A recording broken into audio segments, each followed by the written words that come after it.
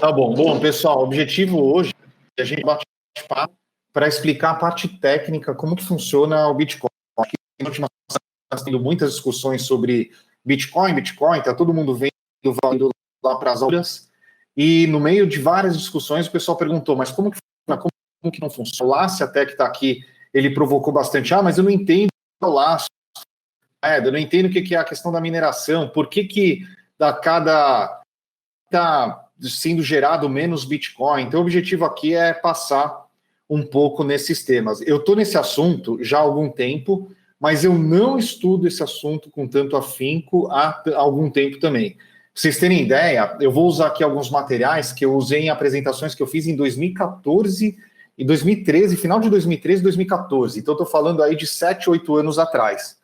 O bacana é que o material ele é praticamente o mesmo para explicar o conceito da tecnologia do Bitcoin, como que ele funciona. O jeito que eu queria dividir aqui, eu vou pegar essa primeira meia hora para explicar como que funciona o protocolo, como que funciona a tecnologia, meia hora, talvez um pouco mais, e depois a gente discute outros assuntos. Como é um bate-papo, não queria fazer palestra, mesmo porque aqui a gente está todo mundo conhecido.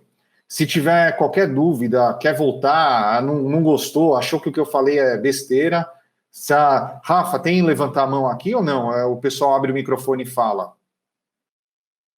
Eles podem sim levantar a mão se você clicar no seu próprio... no seu nome ali do lado, você tem como levantar a mão. Peraí, onde é que era isso? Tá bom. Ou então abre o microfone. O André Chaco levantou a mão, tá vendo? Legal. Tá. Ou então abre o microfone e fala também, que acho que funciona até melhor do que levantar. Ou escreve no texto. Aliás, vou elogiar, tá? O full duplex aqui desse client é melhor do que do Zoom. No Zoom não dá, é tudo assíncrono praticamente. Pois é, mas aqui é bom. Show, mas vamos lá então, pessoal. Como eu falei, eu vou utilizar um material, eu estou meio enferrujado para falar desse assunto. Eu vou utilizar o material que eu fiz no final de 2013, no começo de 2014, onde eu explicava o que era Bitcoin. Eu vou passar bem rápido, porque eu quero falar sobre a questão do aquele famigerado blockchain, como que ele funciona, o processo de mineração, que é o que sempre surge dúvida também. Tanto que esse material é velho, que eu estou com uma foto super velha e feia aqui que eu me apresentava. Mas enfim, vamos lá. Essa história, ela começou a ficar legal porque muita gente que pensava sobre futuro, liberalismo, a própria aplicação de tecnologia, começou a levantar a questão de que precisava ter algum protocolo na internet que permitisse que A fizesse uma transação com B, sem que o A conhecesse o B, sem que o B conhecesse o A.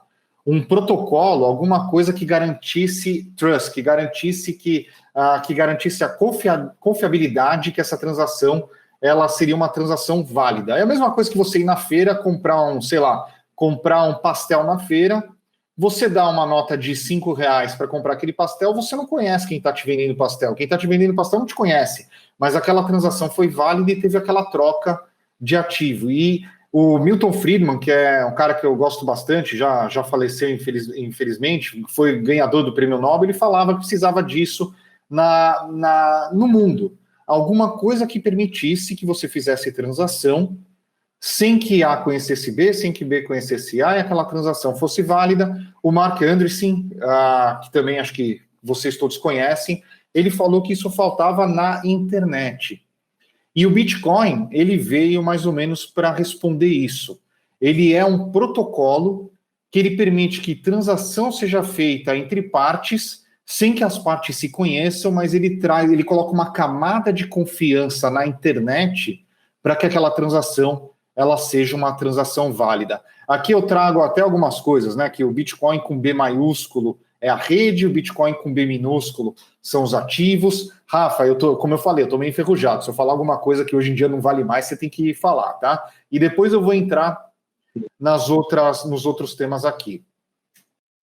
Eu gosto de comparar Bitcoin efetivamente com protocolo, porque para mim os protocolos absolutamente eles mudaram o mundo. Há 20, 30 anos atrás, para você mandar uma carta de um lugar até outro, então para você mandar 100 cartas, isso era caro, isso era demorado, isso era difícil, porque você tinha que escrever 100 cartas em papel, tinha que comprar 100 envelopes, tinha que comprar 100 selos, tinha que ir no correio postar 100 cartas e você tinha que ter 100 carteiros entregando mais ou menos aquelas 100 cartas. Com um protocolo chamado SMTP, aquele processo que ele era caro, demorado e complexo, ele ficou rápido, ficou muito barato e ficou muito simples. Você mandar uma mensagem para 100 pessoas, basta escrever um e-mail, que é o que possibilita o protocolo SMTP. Mesma coisa o VoIP, voz sobre IP. O que era caro, demorado, complexo, você fazer uma ligação para outro lugar do mundo, há 20, 25, 30 anos atrás, hoje é praticamente de graça, é muito rápido e muito fácil. É só você pegar um WhatsApp e apertar lá o botão de começar a falar com uma pessoa que está do outro lado do mundo. Mesma coisa o Bitcoin. O Bitcoin, desde que ele nasceu, ele se propõe para ser um protocolo que ele vai fazer o que o SMTP fez para mensagens de texto, o que o VoIP fez para mensagens de voz, o Bitcoin se propõe a fazer para transação. Aquilo que é transação que ainda é devagar, é cara, é complexa, ele se propõe a deixar mais rápido, mais barato e mais simples. Minha opinião, eu acho que não chegou lá ainda, e eu acho que até o tema do nosso bate-papo hoje não é algo que todo mundo precisa saber. As pessoas no futuro vão usar a tecnologia do Bitcoin, blockchain, aquilo que a gente vai discutir hoje, sem saber que está usando Bitcoin, blockchain, o que quer que seja. É que nem uma analogia que eu faço. Aqui todo mundo usa WhatsApp, ou Signal, que está na moda essa semana falar do Signal. Mas ninguém conhece o que o TCP, o UDP, HTTP, HTTPS, que são os protocolos que estão por trás, que possibilitam que eles funcionem. Então, vai ser a mesma coisa. A transação vai ser mais rápida, mais barata e mais simples, sem a gente saber exatamente o que está a camada por trás, mas quem mexe com tecnologia, eu acho que tem que entender um pouquinho como que funciona. O que traz o Bitcoin é confiança, que é aquilo que eu já tinha dito. Um pouco do histórico. Um paper publicado 31 de outubro de 2008, nomeado como Bitcoin, a Peer-to-Peer Electronic Cash System, publicado por esse tal de Satoshi Nakamoto. Ele falava que era possível, sem você ter um agente central, fazer uma transação entre A e B, uma transação financeira, sem que A conhecesse B, sem que B conhecesse A, e aquela transação fosse validada pela própria rede. Primeira transação de Bitcoin aconteceu 3 de janeiro de 2009, ou seja, 12 anos atrás e 2 semanas atrás, foi feita a primeira transação. E ainda fez updates no código-fonte, ele colocou aquele código-fonte que sumiu do mapa em 2011. Não sei se até hoje tem mais informação sobre ele. Tem muita teoria da conspiração, quem que é o Satoshi. Eu até brincava na época dessa palestra que tem gente que fala que é o ET, ou é então a NSA, que é a Agência Nacional de Segurança dos Estados Unidos, querendo fazer que nem a internet que surgiu no ambiente militar, que permitia que uma rede de computadores ela não parasse de funcionar, mesmo com um ataque nuclear no globo inteiro, ou seja, era uma rede descentralizada. Ou existe uma teoria de que o Bitcoin foi criado também por agências militares para que transações entre partes fossem validadas sem você ter um servidor centralizado, um servidor localizado. E esse quadro é um quadro que eu fiz também lá em 2013 e 2014, me baseando até em outros quadros também, onde ele compara o ouro com papel moeda e com Bitcoin. E mostra que Bitcoin é talvez uma alternativa para a transação. Ou seja, Bitcoin ele é escasso. Você vai ter um máximo de 21 milhões de moedas emitidas no mundo. E depois eu vou falar de onde vem esses 21 milhões. Ele é durável. Uma moeda que é emitida, ela sempre vai ser emitida. Papel moeda não. Papel moeda você cai na piscina, acabou. Ele é portável. Eu tenho alguns bitcoins aqui no celular. O Rafa tem muitos bitcoins num paper wallet. Não, você tem num hardware wallet, né, Rafa? Como que chama que você usa? Eu uso coisa mais complexa agora, mas alguns wallets de hardware chamado Trezor. Trezor, aqui no chat. Tá. Eu deixo na conta do Coinbase mesmo no cloud, mas aqui, enfim, daí depende o quanto que você quer defender, o quanto que você quer deixar. Ele é divisível, então o Bitcoin é divisível até a 8ª casa decimal. Você pode ter um Bitcoin, mas você pode dividir até a 8ª casa decimal para fazer transação. Você consegue provar a autenticidade daquele Bitcoin usando tecnologia. Ele é fácil de guardar. O Rafa usa o Trezor, que é hardware. Eu uso um serviço na nuvem, que é o Coinbase. Ele é fungível, que significa que um Bitcoin é igual a um Bitcoin em qualquer lugar. O que é fungibilidade? Uma nota de R$50, ela, por mais que ela tenha um número de série, ela vale a mesma coisa que outra nota de R$50. Se você vai comprar uma coisa com uma nota de R$50, a pessoa que vai receber aquela nota não vai perguntar qual que é esse número de série. Ela, tanto faz, você pode dar a nota de R$50 A ou B. Com Bitcoin é a mesma coisa.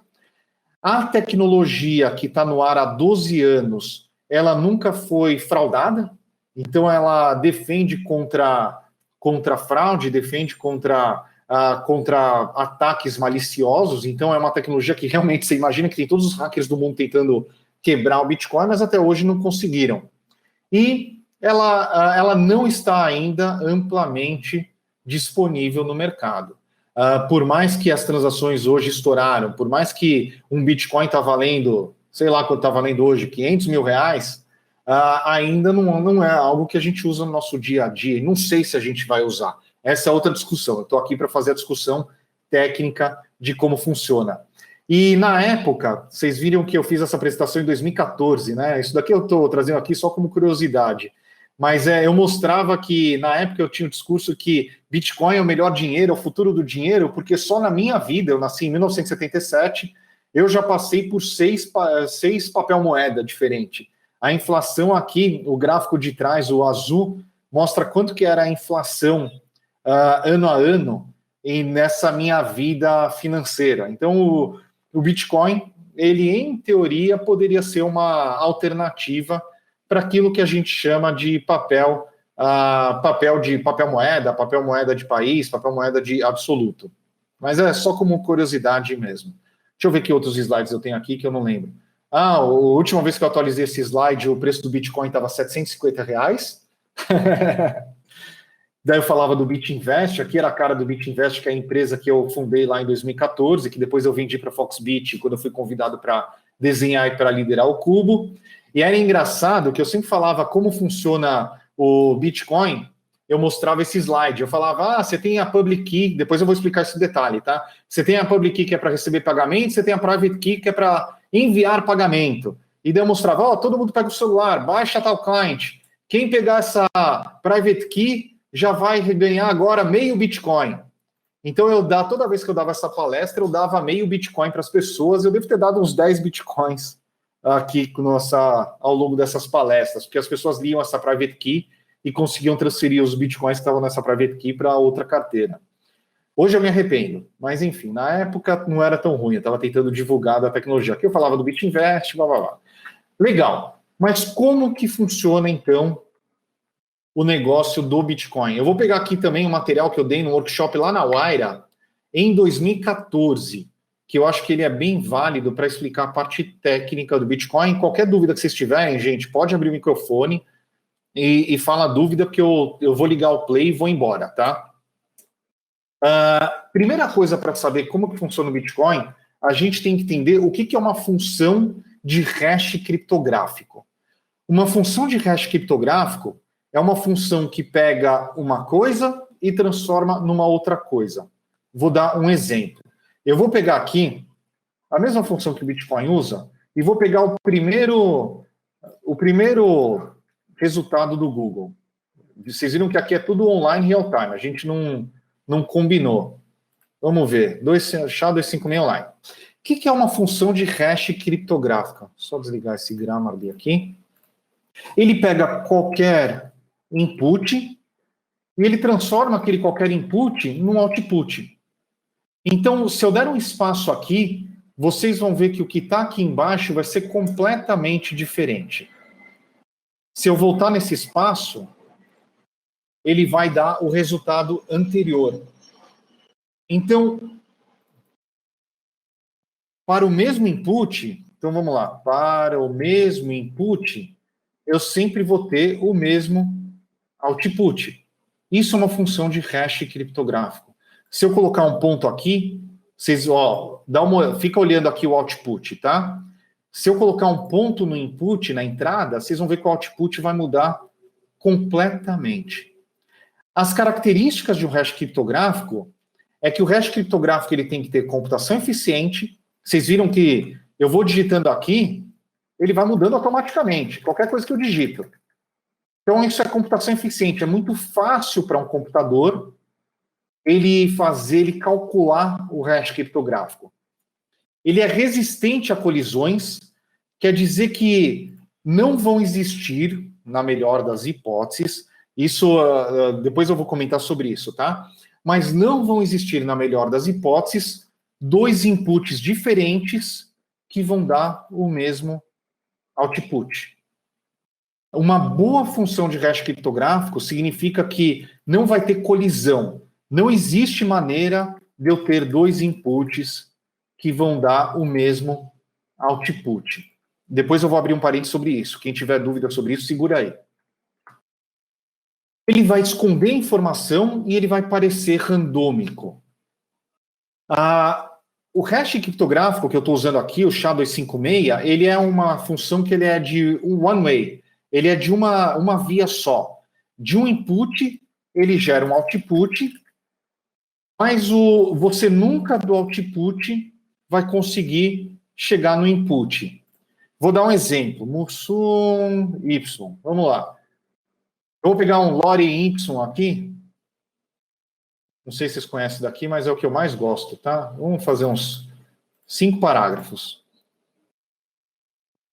Eu peguei aqui um lore Y e desse texto que eu coloquei aqui como input, ele gerou esse output, mas nunca os computadores vão conseguir calcular deste output qual que é o texto de input. Então é uma via só, vai de um lado para o outro, mas não vai daqui para cá. É só daqui para cá. Só vou abrir um parênteses. Esse é o primeiro conceito para a gente entender hash criptográfico e que é onde tudo do Bitcoin está baseado, tá? Só abrir um parênteses aqui para quem é mais técnico. Uma função criptográfica, ela é uma excelente função criptográfica quando ela tem essas quatro condições, ou seja, computação eficiente, resistente a colisões, ela esconde informação, ela parece randômico, e ela é excelente enquanto ela não é quebrada. Existe uma função chamada SHA-1, que eu vou até usar aqui, que é essa função que me dá um hash um pouquinho menor do que a da SHA-256, que ela foi quebrada em 2001. Então, em 2001, alguém achou um algoritmo que conseguiu quebrar essa função de SHA-1, conseguiu voltar mais ou menos, conseguiu ter via estatística de um output, que seria aquele input. Então, ela não foi útil para criptografia. Existe uma tese que o computador quântico vai conseguir quebrar a SHA-256, que é a função de hash criptográfico que o Bitcoin usa, e quando isso acontecer, basta o Bitcoin mudar na rede, isso tem que ter consenso, também é outra discussão, basta o Bitcoin usar qual que é a função de hash criptográfico que ele está usando.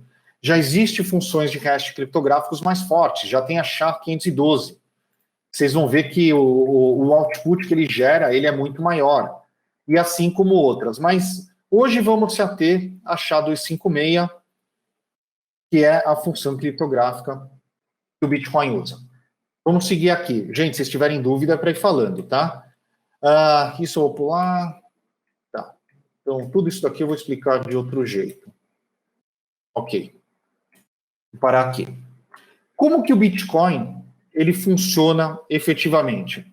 Vamos dizer que eu tenho aqui, a gente está falando do Renato, que quer fazer uma transação para o DOF. Estou pegando aqui os nomes do pessoal que está aqui, de 1 Bitcoin. Como que isso funciona na prática? Na prática, para o Renato conseguir fazer essa transação de 1 Bitcoin para o DOF, alguém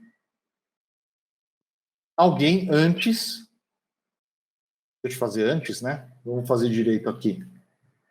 Alguém antes fez uma transação para o Renato de 1 Bitcoin, para que o Renato possa fazer essa transação para o DOF de um Bitcoin. Eu vou chamar aqui essa transação, eu vou chamar essa transação de T0. T0 é a transação zero, então tempo zero. E T1, que é a transação do Renato para o DOF. E veio depois, o Renato primeiro tem que ter recebido um Bitcoin para ele poder enviar essa transação para o DOF. E depois o DOF, ele recebeu um Bitcoin, o DOF, ele pode decidir fazer uma transação para o André de 0,8 Bitcoin. Vamos ver como isso daqui funciona internamente?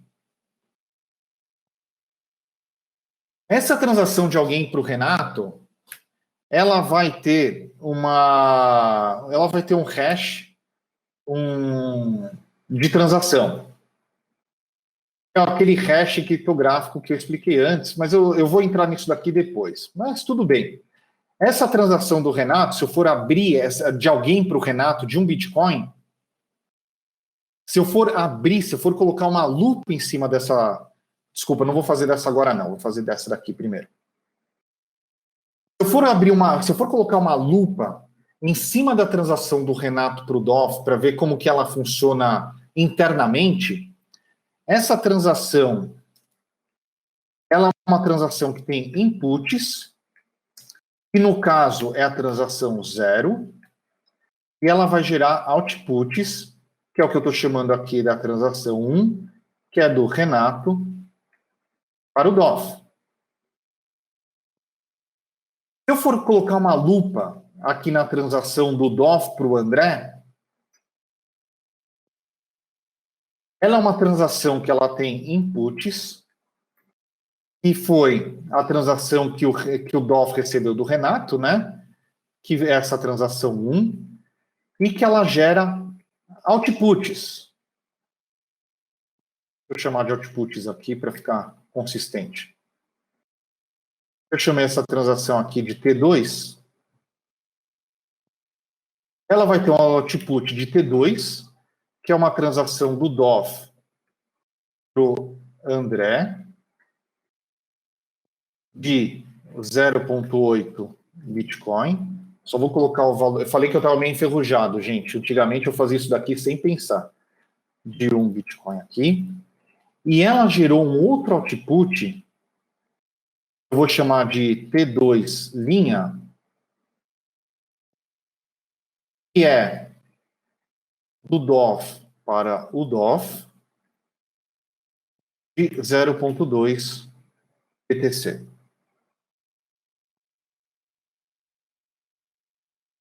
Gente, se vocês tiverem perguntas do que eu estou fazendo aqui, me falem, porque eu estou começando a entrar no técnico, como que as transações funcionam.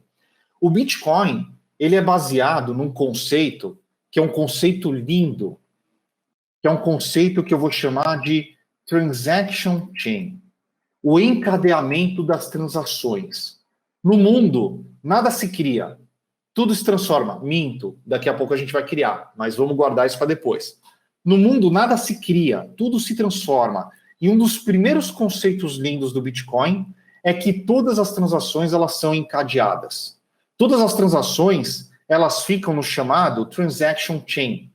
Então você vê que tem uma transação 0 aqui, que foi de alguém para o Renato de um BTC, uma transação 1, que eu chamei aqui, que foi do Renato para o DOF de um BTC, onde ela recebeu como input a transação 0 e gerou um output, que é a transação 1, do Renato para o DOF de um BTC.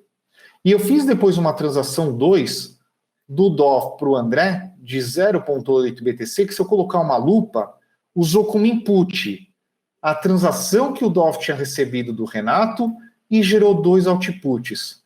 A transação que ele mandou para o André e a transação que ele mandou de troco do DOF para o DOF mesmo. Tanto que se eu tiver uma transação 3 aqui, eu vou falar que é uma transação do DOF para Joyce de 0,1 BTC, Se eu for abrir essa transação, colocar uma lupa nessa transação, qual que vai ser o input?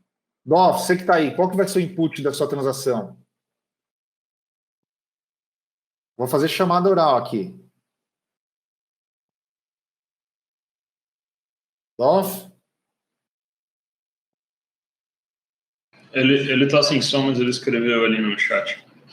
Tá sem som. Então tá bom. T2 linha, obrigado, Rafa. Então o input... Tá difícil o som aqui. Desculpa, Não. tá difícil o som aqui. Não, sem problema, mas o input vai ser a T2 linha e que vai gerar 2 outputs de novo, que eu vou chamar um de T3, que é do DOF para a Joyce de 0.1 BTC, e vai me gerar um T3 linha, que vai ser do DOF para o DOF, de novo, de 0.1 BTC, que é o troco. Oi, fala, Chaco. Então, aqui, pelo que eu estou entendendo, você sempre mantém, quer dizer, você, a rede, eu quero entender onde fica, mas você sempre mantém qual é o meu saldo de bitcoins. Então, o total de BTC que eu tenho. Então, é quase que uma conta que a rede inteira sabe que, no caso aqui do Dove, ele tinha 0,2. Ele passou 1, ele reinforma a rede, o cara tinha 0,2, eu verifiquei, agora ele tem 0,1. Se eu comprar num lugar mais um Bitcoin, eu vou ficar com 1,1 e a rede inteira sempre vai saber que eu tenho 1,1. Perfeito. Você acabou de explicar o conceito da wallet, da carteira de Bitcoin. A carteira de Bitcoin, ele é um conceito virtual que nada mais é do que a soma de todos os inputs menos todos os outputs que você recebeu dentro da sua carteira, dentro naquelas suas chaves para receber transação. Então, a carteira de alguém, a carteira até no banco, se você vai, qual que é meu saldo no banco? O saldo, o número que aparece no saldo, ele é um número que ele não existe. Ele é uma soma de tudo que você recebeu, menos tudo que você enviou. É exatamente isso, Chaco. Legal? E toda a rede fica sabendo.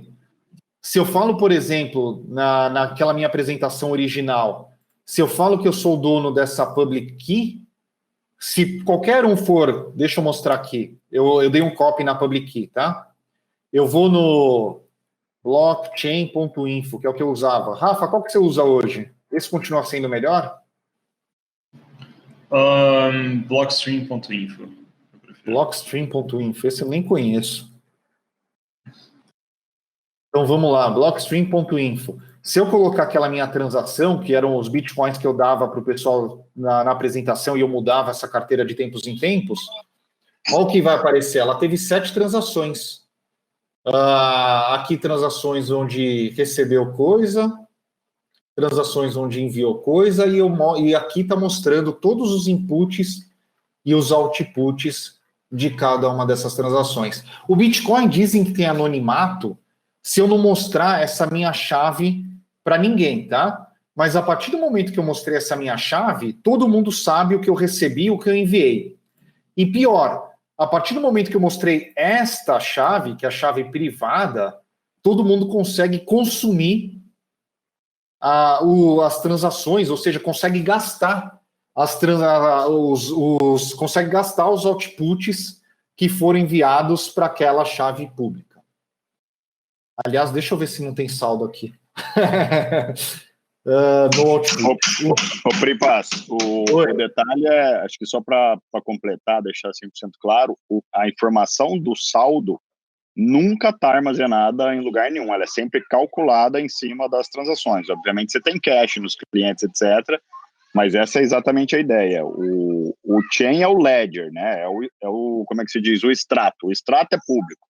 Tudo que saiu de todo lugar para todo lugar foi criado, etc. O saldo, ele é sempre calculado. E assim, o saldo no banco... Posso fazer uma pergunta? Lógico. Posso fazer uma pergunta? No caso da T2, você tem um T2 linha, que é a diferença para um Bitcoin, né? Que é o que sobrou, que você está falando isso. Só que ele é sempre em relação ao máximo que tinha, ou o Dove tinha antes, ou ele é sempre em cima de um Bitcoin, a diferença para um Bitcoin? Por que tem essa diferença? Porque na prática você só enviou, você não está recebendo de volta, assim, você ficou com a diferença. Não, só você tem que entender. receber. Vamos lá, você tem que receber de volta, porque é aquilo que eu falei, no mundo nada se cria, tudo se transforma.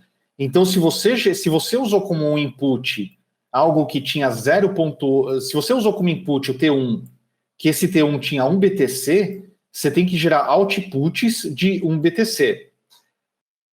Só que, na prática, isso não é uma verdade 100%, porque, às vezes, esse troco ele vai vir um 1.9999, porque essa diferença ela vai ficar para o minerador, que é o que eu vou falar daqui a pouco, que é como você remunera quem está emprestando força computacional e energia para rodar a rede do Bitcoin. Tá? Mas para facilitar aqui, entendi. Eu vou deixar 0.2. Ah, claro, tá, entendi. Então, assim, você tem que ter outputs que cobrem o input inteiro para que você não quebre o transaction chain. O transaction chain você nunca vai quebrar. O transaction chain, ele serve para que você tenha um histórico eterno de toda a transferência de titularidade daqueles bitcoins. Ok? Ok, entendi. Legal. Show. Só que eu falei que no mundo nada se cria, tudo se transforma, e eu falei aqui que a T0, alguém mandou para o Renato um Bitcoin. Só que esse alguém, da onde que surgem os Bitcoins? Da onde que surge isso, tá? Eu vou criar aqui uma transação que eu vou chamar uma transação de T de mineração. Os Bitcoins, eles surgem num processo que chama mineração, que é um processo que cria bastante dúvida em relação ao protocolo, e que é onde que os Bitcoins eles são criados. Eu, quando eu dava essa palestra lá, 2013, porra, já são 8 anos atrás, quando eu dava essa palestra 7, 8 anos atrás, eu falava que Deus cria os Bitcoins, que era o processo de mineração, mas no final das contas, ela é uma transação onde você não tem inputs e o processo de mineração manda hoje. Rafa, quanto que está hoje? 6,25? Eu acho que sim, hoje é 6,25. 6,25 bitcoins a cada ciclo de mineração, sendo que essa é uma transação especial que ela não tem inputs. E ela gera output para o minerador, que eu vou chamar aqui T mineração, que é de ninguém para o minerador de 6,25 BTC. Agora que a gente fez essa transação de mineração, a gente consegue colocar uma lupa. Oi. A rede, então, ela está cada dia mais sobrecarregada, nada é apagado, você toda vez é calculado, então, todo o histórico de transações daquela hash, enfim, do que quer que seja. Então, sim, a cada dia essa rede vai ficar mais pesada, a gente está confiando que o poder computacional vai andar mais rápido do que a rede. Sim, existem otimizações no protocolo para você não precisar recalcular a rede inteira, mas sim, se você baixar no bitcoin.org o cliente do Bitcoin original, ele vai baixar todas as transações que foram feitas desde 2009 na rede do Bitcoin no seu computador. Hoje eu não sei quantos gigas que estão sendo isso. Rafa, você sabe quantos gigas que está isso? Eu acho que a gente está agora 370 gigas hoje. 370, né? 370 GB. Então, se você baixar o cliente do Bitcoin no seu computador, antes dele começar a ajudar a rede com o processo de mineração, ele vai baixar 370 GB, que são todas as transações que foram feitas até hoje. O cara que minera tem que ter todos esses registros. Sim. Tem algumas otimizações, mas sim. Mais ou menos, mas sim. Para simplificar, vamos falar que sim, vai. Tá bom. Deixa eu colocar uma lupa aqui na transação do Renato, só para a gente entender como que ela funciona.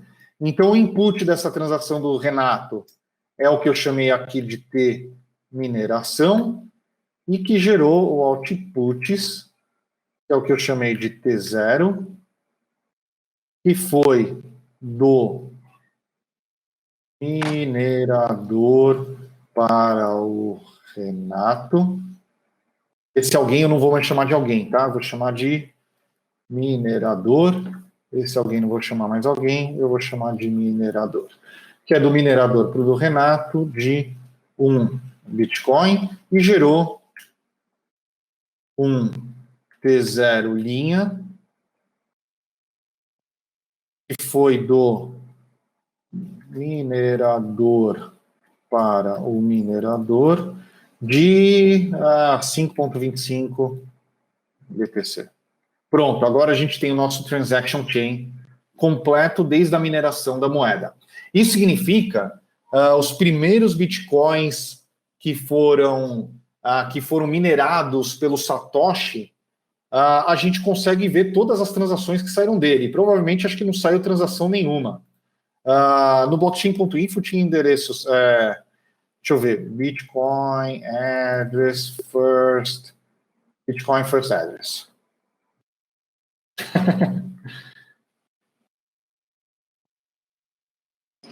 Acho que se você pegar a Genesis Block Address, ele mostra. Mas tem um fato engraçado. O bloco Genesis, se não me engano, por protocolo, ele nunca pode ser movido. Então, mesmo se ele tentasse, o Genesis ele não pode mover aquelas bitcoins. Só a partir do segundo bloco. O Bitcoin Genesis Block é quando... Aqui. É a primeira mineração quando foram minerados os primeiros... Cadê aqui? Os primeiros 50 bitcoins. Eu já vou falar desses 50, de onde que ele saiu, tá? Mas a curiosidade é que o bloco Genesis, ele está hard-coded no source. Ele tem que estar lá, porque, inclusive, ele é a origem da cadeia de confiança, né? Porque não existe a rede ainda. Exato. Exato. Mas vamos lá, minha explicação, eu falei que ia ser meia hora, está se estendendo mais, porque eu falei que eu estava enferrujado mesmo. Mas vamos lá. Transaction Chain, ele mostra todo o histórico de mudança de titularidade daquele Bitcoin. Só que, o que acontece? Vamos dizer que tudo isso daqui aconteceu ao mesmo tempo, sei lá, no mesmo milissegundo. Você não consegue colocar uma ordem nas transações só com Transaction Chain. Se tudo isso acontecer ao mesmo segundo, como que você vai saber que o Dov pode passar para o André? Será que ele já realmente recebeu do Renato? Será que o Renato realmente recebeu do minerador? Então, para você evitar o que é chamado double spending, foi criado um negócio super engenhoso para você colocar essas transações numa linha do tempo. Só que numa linha do tempo, nem se você tivesse todos os computadores do mundo sincronizados com o melhor relógio atômico, você conseguiria ter essa linha do tempo bem definida. O conceito que foi criado para colocar isso tudo, todas essas transações numa linha do tempo, é o conceito do blockchain. Então, o Transaction Chain, ele tem o histórico de troca de titularidade, tá certo? Acho que tá. Dos bitcoins. O blockchain, ele é as transações, ou seja, o transaction chain, no tempo. Que significa que, por exemplo, vou simplificar aqui, tá? No bloco 0001, está registrada a transação que eu chamei de mineração. No bloco 0002, está registrada a transação que eu chamei de T0. No bloco 0003, está registrada a transação que eu chamei de T1. No bloco 0004, está registrada a transação que eu chamei de T2. No bloco 0005, está registrada a transação que eu chamei de T3 e assim sucessivamente. Vamos dizer que o DOF Vamos dizer que a rede está no bloco T3, está no bloco 3, onde eu só tenho o registro da transação T1. Ou melhor, vamos dizer que a rede está no bloco 002, onde eu só tenho o registro da transação T0. O DOF, ele não conseguiria fazer as transações T2 e T3, porque a transação T1 ainda não está confirmada. Ela ainda não está presente num bloco da rede falando que aquela transação foi válida e que o DOF ele pode gastar aqueles inputs para gerar outputs. Então, o blockchain ela é uma ordenação das transações ao longo do tempo. Eu acho que tem uns slides aqui que explica melhor isso. Deixa eu ver. Isso. Blockchain, ou seja, o transaction chain, que é o histórico de ownership, o blockchain, que é a ordem das transações, a mineração, deixa eu pegar aqui. Eu pensei que ia ter um slide aqui, mas não tem, para falar um pouquinho sobre o Double Spending Problem. Mas é aquilo que pode acontecer, tá? Estatisticamente, se a gente for, o próprio paper original do Satoshi, ele fala isso, que estatisticamente, deixa eu pegar um bloco aqui. Essa transação, ela está num determinado bloco. Aqui eu peguei um bloco qualquer, tá? Que é um bloco que ele está bem no passado do blockchain, que ele já tem 304.318 confirmações. Quer dizer que esse bloco, que é o bloco 361726, ele foi feito, o bloco mais recente, ele foi feito em 2015, e o bloco mais recente, ele está 304.318 blocos depois dele. E o próprio paper original do Satoshi, ele mostrou uma conta estatística que fala que se você tem 6 confirmações, ou seja, se sua transação foi confirmada num determinado bloco, se você já tiver 6 blocos posteriores à sua transação, você pode estatisticamente ficar tranquilo que aquela transação ela não vai ser alterada, ela já está confirmada. Você não tem como voltar atrás por conta do processo de mineração que garante que aquele bloco vai ficar ok.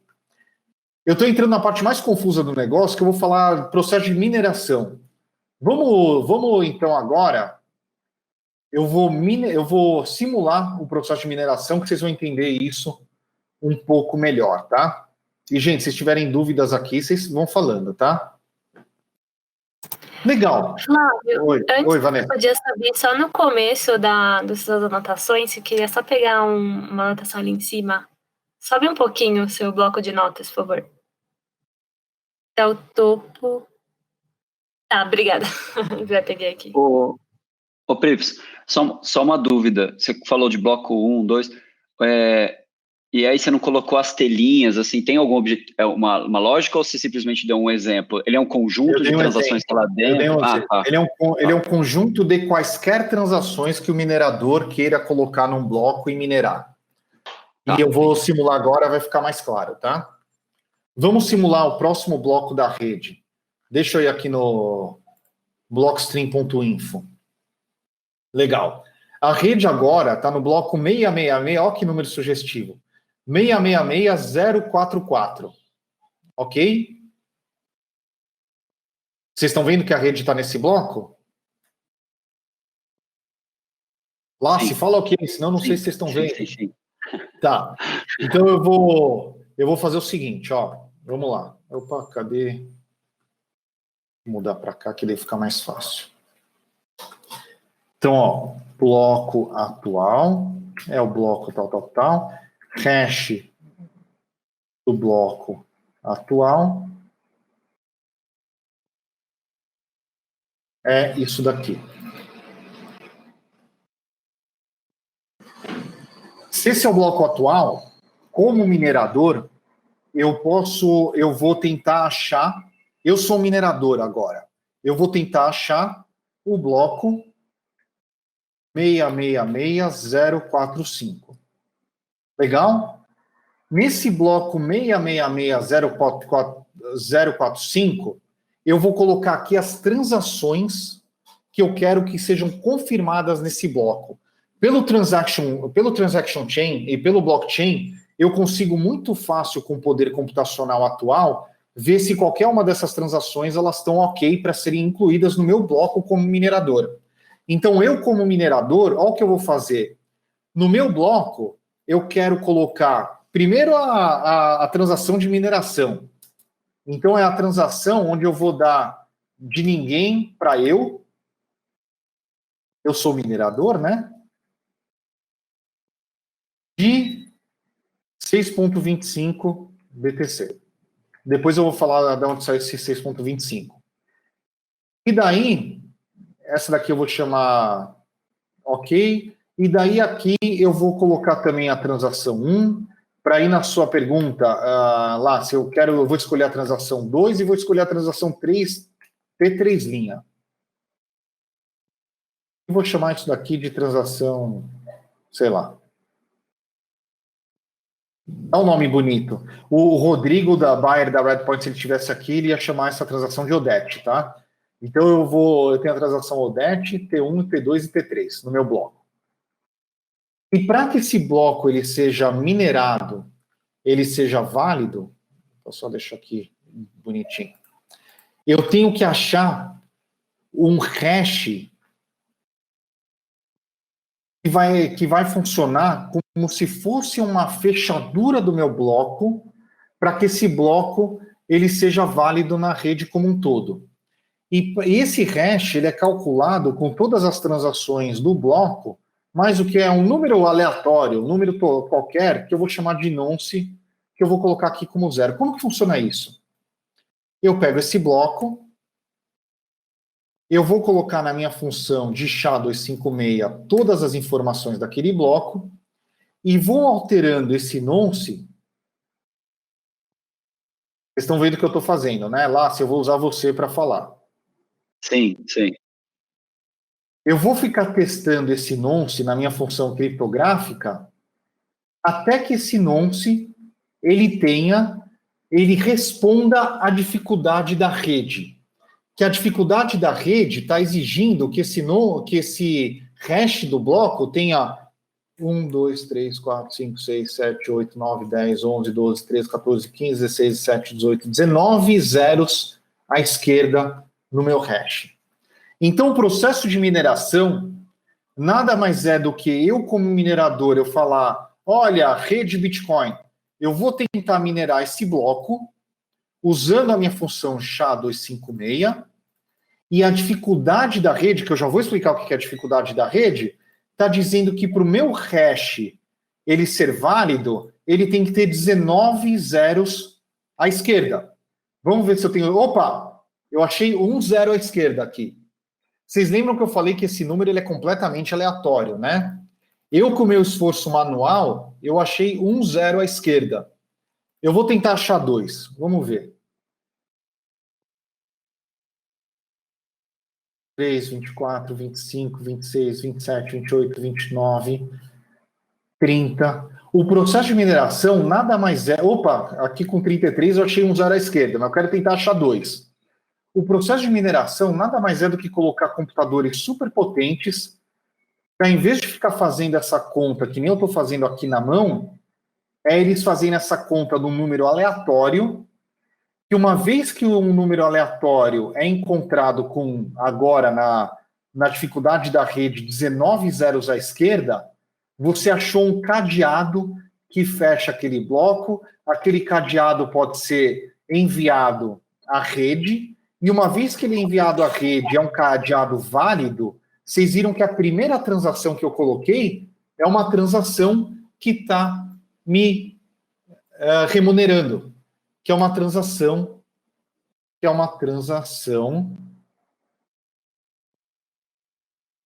de remuneração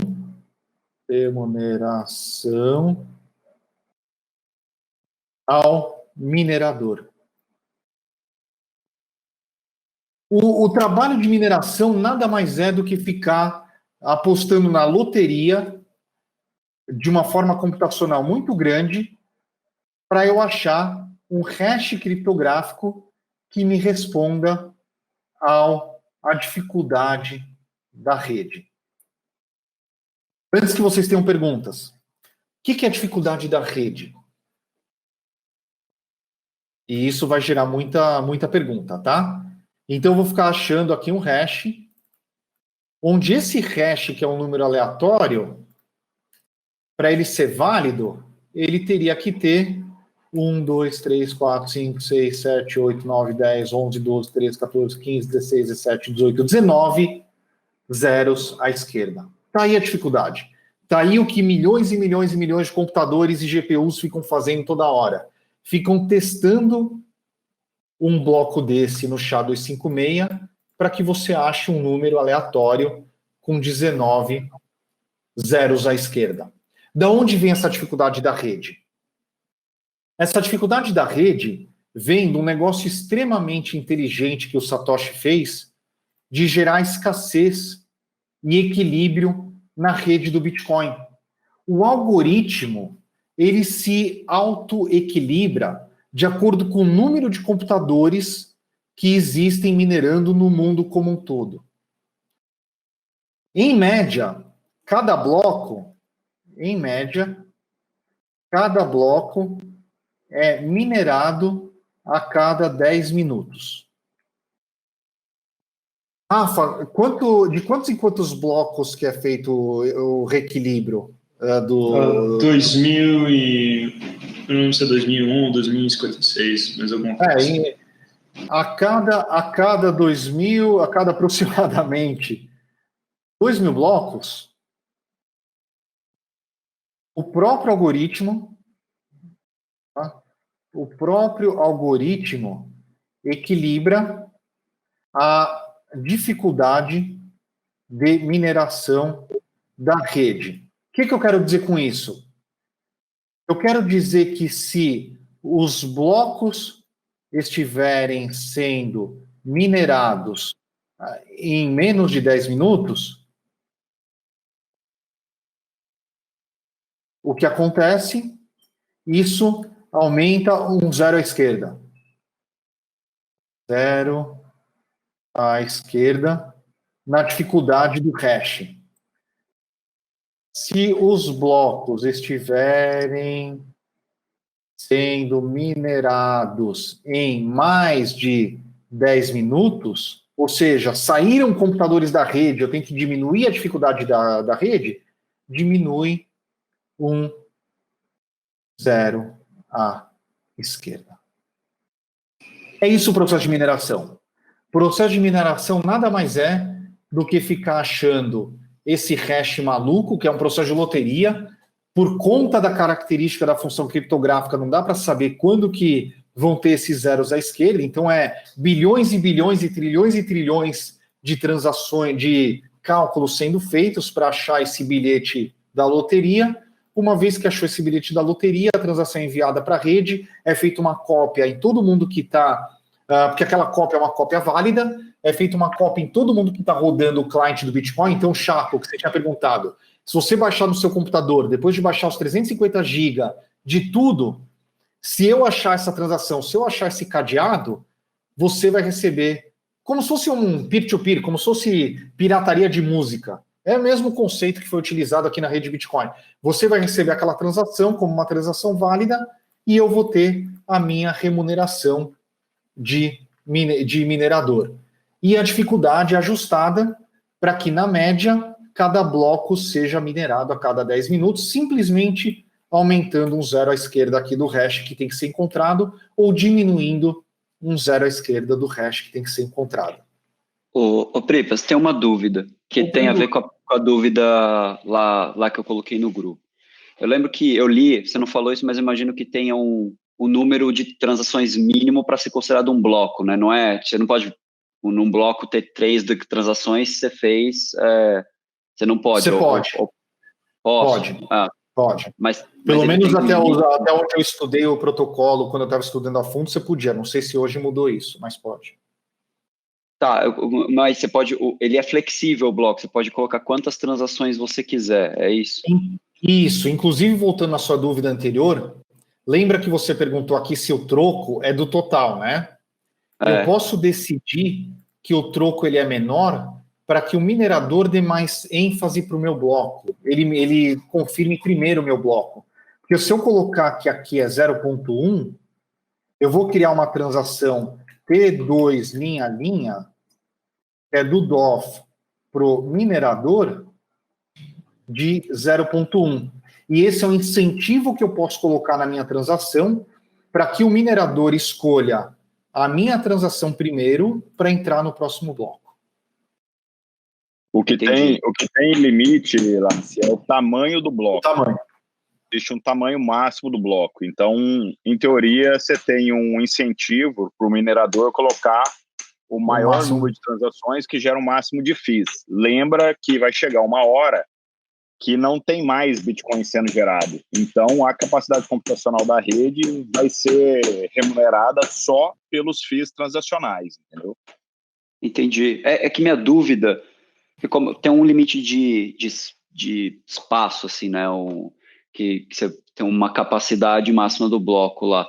A minha dúvida original foi porque se a velocidade de resolução dos blocos ela é constante, porque o algoritmo vai se alterando através desse hash,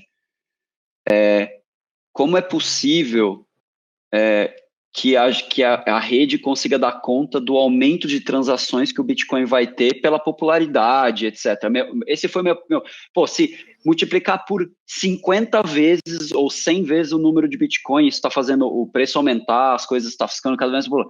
E a quantidade, a capacidade, a velocidade de resolução de bloco, ela é igual. E, óbvio,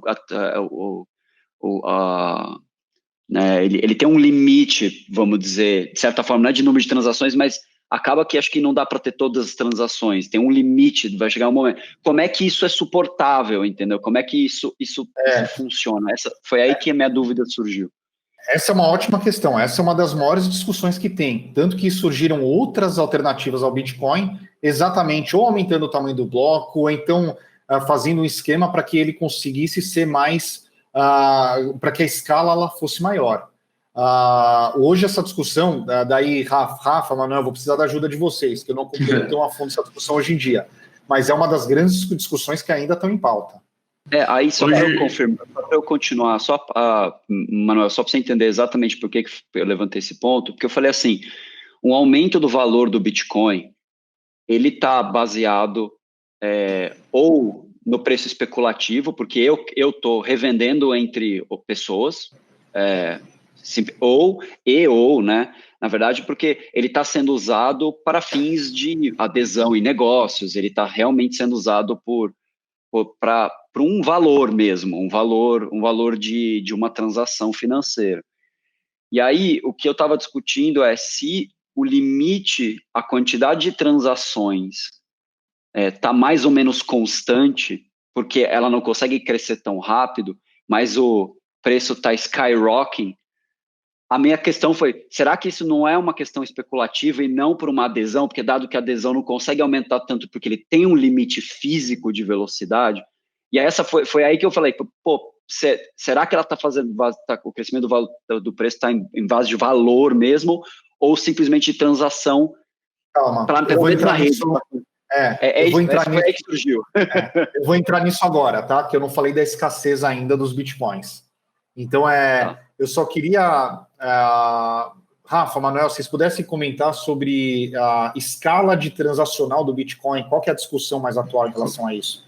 Que eu estou uns 3, 4 anos defasado.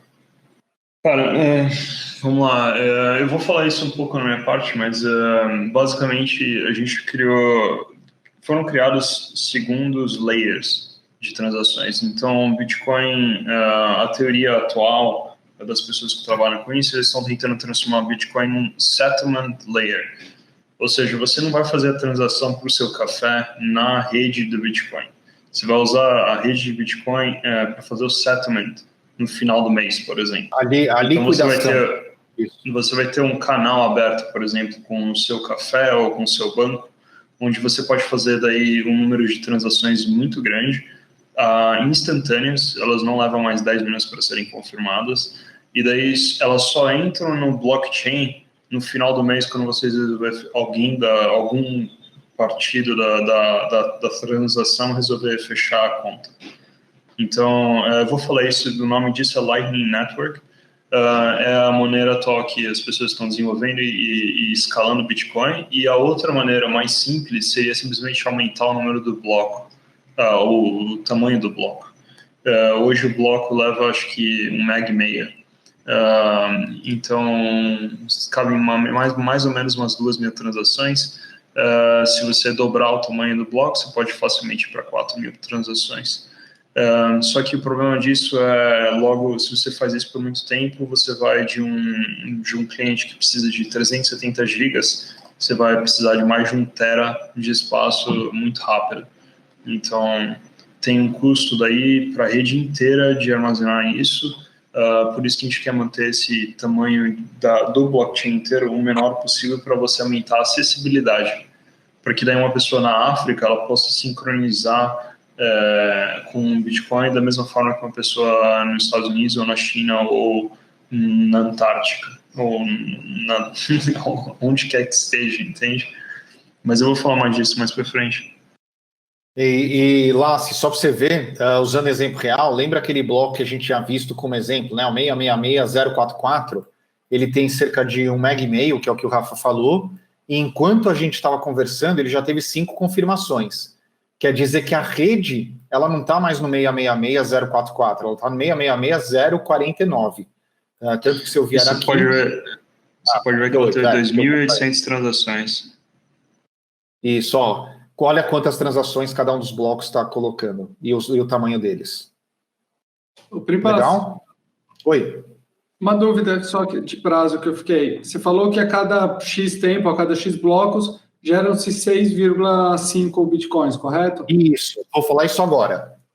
Mas continua a dúvida. Não, era isso. Eu queria entender se a taxa que o minerador recebe por bloco que ele acha é sempre a mesma ou ela é variável?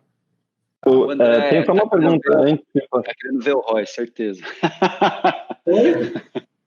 O André tá perguntando para fazer a conta do ROI. Tá fazendo a conta para ver quanto que ele investe para fazer. Não tenho aqui. Só uma coisa, Pripas, que tem a ver com o tema, só antes de seguir. Não sei se a pergunta é muito básica, mas assim, pelo que eu entendi, a mineração, então, ela vai servir para autenticar, gravar as transações. Exato. Se virtualmente não tivesse nenhuma transação, tem que minerar alguma coisa? Se virtualmente não tem nenhuma transação, acho que não vai ter interesse dos mineradores minerarem, porque eles mineram para receber o incentivo deles, para receber aquele valor em Bitcoin. Então, assim, mas a questão é assim, a cada 10 minutos eles mineram, eles estão ganhando o valor que vai falar, com transação ou sem transação, eles não estão fazendo isso. Isso, porque sempre vai ter... É a dele, então ela sempre vai ser a dele, que está gerando os bitcoins daquele momento, entendeu? Exato. Uhum. Essa primeira transação sempre vai existir, essa que eu coloquei aqui, que é a transação de remuneração. E até lotar aqueles 21 milhões de isso aí. Que é o que eu vou entrar agora. Lembra que o Satoshi, no paper dele, ele falou sobre dinheiro. Para ser uma alternativa a dinheiro, uma alternativa à transação, você tem que ter escassez. E o Bitcoin criou no próprio algoritmo como fazer essa escassez. A taxa de emissão de Bitcoin, ela muda a cada mais ou menos 4 anos. Isso quer dizer que quando o Bitcoin começou lá em 2009, o minerador ele era remunerado com 50 BTC por bloco. E ela não muda. Deixa eu colocar direito aqui. Ela divide por 2. Divide por 2 a cada mais ou menos 4 anos. Quer dizer que mais ou menos em 2013, a taxa de remuneração do minerador foram 25 por bloco. Rafa, 2017 ou 2018? O halving. Foi em 2013, tá certo? 2017. 2016, desculpa, 2016. 2016, né? Adiantou um pouquinho. Por bloco. E eu errei, não é 6,5, é 6,25. Eu coloquei 6,25, fez certo. E aqui em 2020, foi 2019, né? Acho que foi ano passado. 2020. 2020? Tá. 2020, 6,25 BTC por bloco. Isso é escrito no algoritmo. Esse mais ou menos a cada 4 anos é porque o tempo, lembrando, o tempo não é contado em tempo. Que é ótimo, né? Não é contado em tempo. É contado em blocos. Então, a cada determinado número de blocos, divide por 2 a remuneração do minerador. E esse spike, essa valorização que teve agora, é que está tendo uma especulação que o minerador ele precisa fazer muito mais dólares para que ele consiga pagar pela energia, pelos computadores que ele estava recebendo antes dessa última divisão. A próxima, então quem acredita em Bitcoin, em 2024, isso daqui vai passar para 125, né? BTC por bloco. Então, 2024, vai ter uma outra super ultra valorização, porque o minerador vai ter que especular, ele vai ter que ganhar mais dólares para que ele deixe a energia à disposição da rede, minerando os blocos. E isso para sempre. Até 2140, em teoria, onde o último bloco será minerado, fazendo com que existam apenas 21 milhões de BTC em circulação. Eu não tenho um gráfico aqui, mas é um gráfico de um limite. Então, como está dividindo por 2 a cada 4 anos, em 2140 vai ser minerado o último bloco, aí vão ter só 21 milhões de BTCs em circulação, e o minerador será remunerado pelos transaction fees, que foi o exemplo que eu tinha dado para o Lasse lá atrás, que é onde você decide remunerar o minerador para que ele escolha a sua transação antes das outras. Perguntas? Vale lembrar, isso aí vale lembrar que hoje o Bitcoin é provavelmente a moeda com menor inflação no mundo. Esse ano a inflação de Bitcoin é 1,75%. Isso se sua economia é denominada em Bitcoin, né? Que é o cálculo claro. Para os seres humanos, para os outros seres humanos da face da Terra, a inflação do dólar é muito alta, a inflação do real é muito alta, a inflação de todas as outras moedas é muito alta. A do Bitcoin, denominada em Bitcoin, um Bitcoin vale um Bitcoin, e a inflação é muito baixa. Pripaz, então uma dúvida. Hoje em dia você não precisa oferecer um transaction fee para o minerador, porque no final ele está ganhando ali já por fazer a transação. Ou ele sempre tem que ter Eu não sei, Rafa, como que está hoje em dia? Não, hoje a questão principal é, você tem, como você só encaixa 2.800 transações num bloco, você tem pessoas que vão estar pagando um FII para serem priorizadas no bloco, priorizadas na inclusão do bloco. Então, por exemplo, tem um site que a gente pode entrar, chama whatthefee.io. Eu vou colocar aqui. Whatthefee.io. FEE é isso aí. Esse site é um amigo meu que criou. Aqui você pode ver os percentuais em cima é intervalo de confiança, tá? E as horas ali é tempo para você ter um bloco confirmado. Então, se eu quiser fazer uma transação para o Pripas e ser confirmado na próxima meia hora, com 95% de chance disso acontecer, ou 95% de intervalo de confiança, eu vou pagar um fee de 150 satoshis por byte, por kilobyte.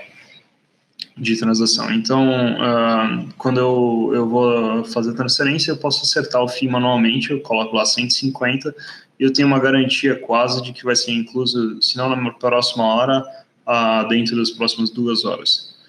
E isso daqui varia muito. Então, de domingo, os FIIs aqui são abaixo de 90. Normalmente próximo de 20. Normalmente, fim de semana, você consegue até fazer uma transação pagando 2 satoshis por FII. Só que durante a semana, ainda mais num mercado agitado do jeito que está, aí você precisaria usar um FII desse alto. Tá, agora... Só para completar, tem muito fundo de trade de Bitcoin que olha os transaction fees para ver regra de compra e venda, tá? Não, aí vem a pergunta. O que acontece com os Bitcoins que foram para o saco, os caras que perderam HD e depois foram buscar lá no lixão, o cara... Dá para perder a tua hash, certo? Em algum lugar ela está armazenada. Dá para perder? Sim. Você considera uma doação para o resto da network, porque você só aumentou a escassez. Então é como se você estivesse redistribuindo para todo mundo, porque essa Bitcoin nunca mais vai ser vendida, então o preço de todas as outras automaticamente aumenta. Eu não vou pedir para o Manuel contar a história dele. Estimam que perdem, eu não lembro agora o número, mas é uma quantidade absurda. Mais de 4 mil bitcoins por semana são perdidas, alguma coisa assim. Pelo menos isso é uma estatística antiga, agora mudou. Mas as carteiras hoje são muito mais robustas. Eu vou inclusive demonstrar como você faz para você poder gerar uma carteira e não perder seus bitcoins e manter um backup seguro. Mas, Rafa, eu vi ali os tempos de confirmação ali no bloco. Como as transações conseguem ser feitas quase que instantaneamente? Por exemplo, você entra no mercado Bitcoin da vida, numa Coinbase ou em qualquer outro e a compra é instantânea. Qual que é a diferença dessa transação? A compra está dentro da carteira da Coinbase, dentro da carteira do mercado Bitcoin. Então, na verdade, o que eles estão fazendo é uma transação no banco de dados dele, que um cliente vendeu um Bitcoin para outro cliente. Então, ele tira um Bitcoin da sua conta e adiciona do outra pessoa. Agora, se você tentar retirar isso, se você tentar retirar sua Bitcoin do exchange e enviar para a sua própria carteira, aí sim você vai precisar esperar os 10, 15, 20 minutos, meia hora, sei lá. Ok, então nesse momento a minha confiança tem que ser total na empresa que eu estou usando. Exato, e é por isso que tem várias pessoas, e tem um movimento que chama Not My Keys, Not My Coins. Então, se você não controla as keys, não são as suas coins, você está usando um custodiador. Então, tem um movimento grande que tira suas bitcoins de exchange, ainda mais dado o número de hackings que aconteceu de exchanges nos últimos anos. E só, Rafa, só para também falar, você falou de um Satoshi, o Satoshi é a menor unidade do Bitcoin, tá? Como eu falei, o Bitcoin é divisível até a 8ª casa decimal, então o Satoshi é como se fosse um Bitcoin que é igual a 10 a menos 8, vai? 10 a menos 8 BTC. Na real, você hoje com Lightning Network, você consegue até ter 1000 satoshis. Então você consegue quebrar isso ainda mais. Mas eu explico isso. Não, e Rafa, vou passar para você então. Só curiosidade, daí eu vou fazer um negócio, ó. O BitInvest ainda seria o mais bonito, hein? Ó, não é lindo? Essa era a minha empresa lá em 2014 para comprar e vender. Mas vamos parar aqui. Rafa, vou passar para você. Vou dar um stop share. Beleza. Deixa eu ligar tudo aqui. Peraí. Obrigado. Obrigado pela apresentação. Rafa, o quanto o Rafa faz aí, a minha dúvida, que depois a gente não precisa falar isso agora, mas a minha dúvida toda é na discussão do preço, do valor, assim. Por que faz sentido multiplicar por 4? Tipo, as questões financeiras por trás, porque que é aquilo que eu falei, me parece que quanto maior a adoção do Bitcoin, porque aí a demanda vai aumentar, você vai ter uma oferta mais ou menos limitada pelo tempo, né? Você vai ter um aumento de preço. Aí a minha dúvida é, como o Lightning Network, que o Rafa falou, é uma coisa mais escondida, né? Você não está na rede, como que a gente consegue ter uma boa aproximação da quantidade de transações que está acontecendo para a gente, de fato, ter certeza que, pô, o negócio está aumentando. Depois vocês podem comentar sobre isso, mas existe um lugar que a gente pode falar quantas Lightning Network tem, se tem algum limite, como é que a gente consegue calcular a capacidade? Então, tem algumas estatísticas de Lightning Network que tem diferentes tipos de...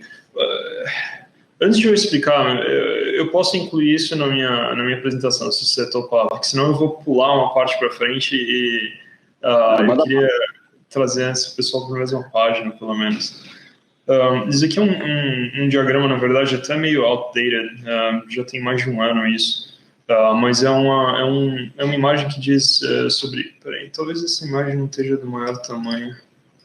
Deixa eu aumentar isso. Mas aqui é um resumo de todas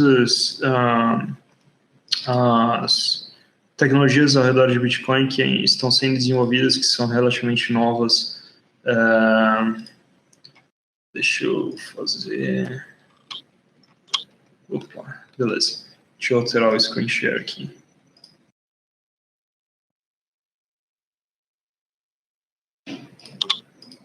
Ok, vocês estão vendo agora... Perfeito. Vocês estão vendo o gráfico agora? Sim. Ótimo. Então, isso aqui é um resumo de várias inovações que estão acontecendo em Bitcoin nos últimos 2-3 anos.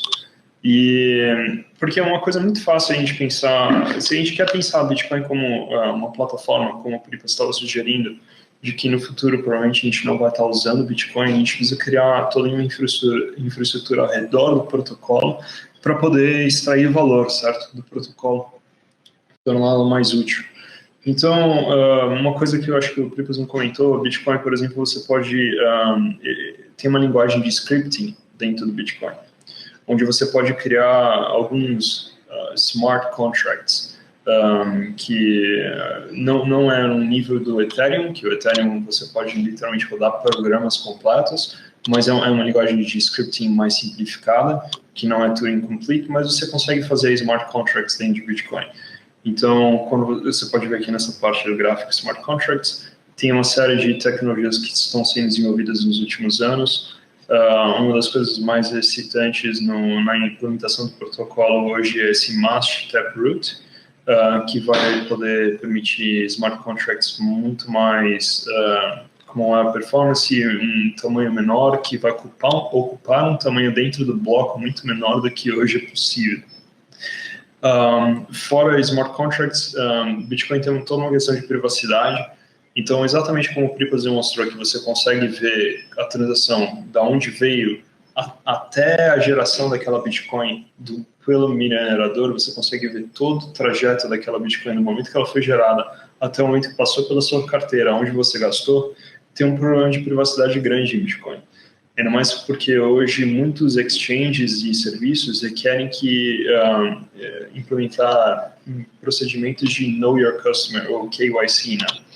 Então, se eu envio uma Bitcoin para um exchange que nem, sei lá, Kraken ou Bitfinex ou Mercado Bitcoin, eles têm os meus dados, eles têm uma cópia dos meus documentos. Então, por causa disso, se tem empresas hoje que são especializadas em fazer uma correlação entre as Bitcoins e que você tem a sua identidade.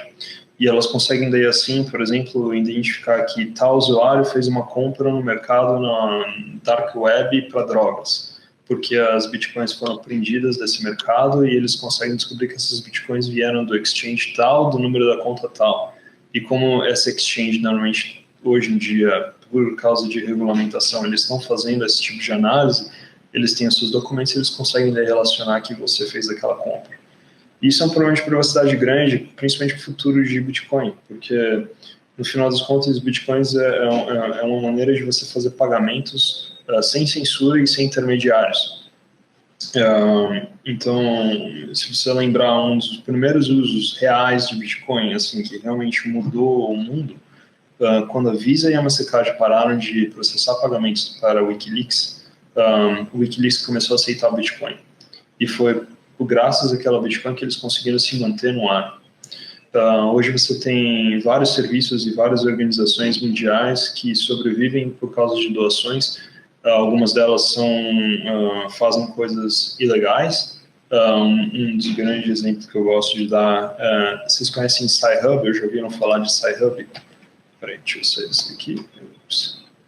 Então, Sci-Hub é um site, é o maior site de Open Science do mundo, eu diria. Então, eles mudam o URL direto, eu acho que é assim agora. Sci-Hub você consegue baixar qualquer paper científico já publicado no mundo de graça, de uma forma que você não precisa pagar daí para Elsevier e coisas do tipo. Eles sobrevivem hoje através de doações e eles recebem doações há muito tempo, lá desde 2013, e eles receberam vários bitcoins de doação. Então, por exemplo, eu posso digitar, eu não sei se vocês trabalham com paper científico, mas eu posso digitar um código DOI aqui e eu consigo baixar o PDF direto. Então, eu até tenho um aqui, eu não sei se esse daqui eu tenho um código DOI no fim ou não, mas, enfim, eu conseguiria pegar... esse daqui eu não tenho, mas beleza. Você consegue baixar e eles recebem Bitcoin, então por isso que é um problema de... é importante a gente pensar em privacidade, porque se Bitcoins passam a ser censuradas, vamos dizer, algum regulamentador tenta forçar o minerador a não incluir nenhuma transação de um determinado endereço, a gente tem um problema, o Bitcoin perde a sua usabilidade, perde o motivo para você usar o Bitcoin. Os mineradores, como o Pripas disse, tem milhares de computadores tentando minerar bitcoins no mundo. Tem pessoas que têm organizações enormes com centenas de milhares de mineradores e tem pessoas que têm medo de mineradores rodando em casa. Só que em vez de eles minerarem bitcoins sozinhos, eles se juntam em pools de mineradores, ou seja, eles se juntam a um grupo de mineradores e daí esse grupo minera em conjunto com todas as suas máquinas e cooperando uma com as outras para que, se eles conseguirem minerar o bloco, eles dividem aí a recompensa que eles recebem de Bitcoin, eles dividem entre si. Então, tem vários protocolos de mineração que foram desenvolvidos e Stratum V2 é um dos principais e Fiber é outro também. Sidechains é uma coisa daí à parte. Então, por exemplo, o Bitcoin, a gente tem um blockchain, certo? Um sidechain é como se fosse uma chain que anda em paralelo ao Bitcoin. Uma das mais importantes hoje é a Liquid, que eu vou falar um pouco mais tarde, mas nada mais é do que uma forma de você... é uma sidechain assim, você trava uma Bitcoin na sidechain. Então, a sidechain não tem mineração de moeda nenhuma. Mas você pode travar uma Bitcoin, daí essa Bitcoin vira uma Bitcoin dentro da sidechain, que no caso da Liquid seria uma Bitcoin Liquid, que eles chamam. E daí com essa Bitcoin Liquid você consegue fazer outras coisas que no protocolo de Bitcoin você não conseguiria, principalmente com smart contracts. E daí quando você quiser reaver aquilo, você pode destravar, tem um tempo para essa Bitcoin ser destravada, e daí ela volta para a rede de Bitcoin normal e você pode transacionar com isso. Layer 2 é uma maneira de você escalar a rede. Então, a principal aqui é a Lightning Network, que permite que as pessoas façam transações instantâneas, com fees muito menores e um maior número de transações entre si. E também com maior privacidade, que é muito importante. Além da Lightning Network, você tem algumas tecnologias de data anchors, como Open Timestamps, que é uma coisa que eu também vou falar. Open Timestamps nada mais é, vamos dizer, você tem um documento, para quem aqui trabalha com muitos documentos, e você quer provar que esse documento existiu em um determinado tempo.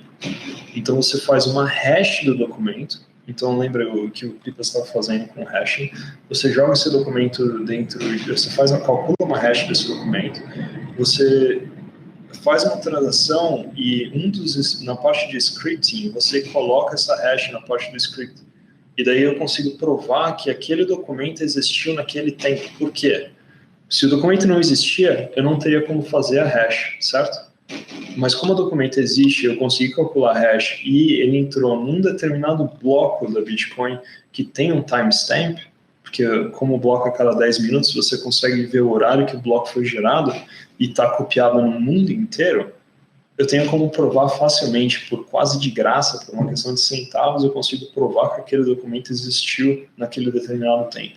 E isso é uma coisa que já foi usada, inclusive, em corte.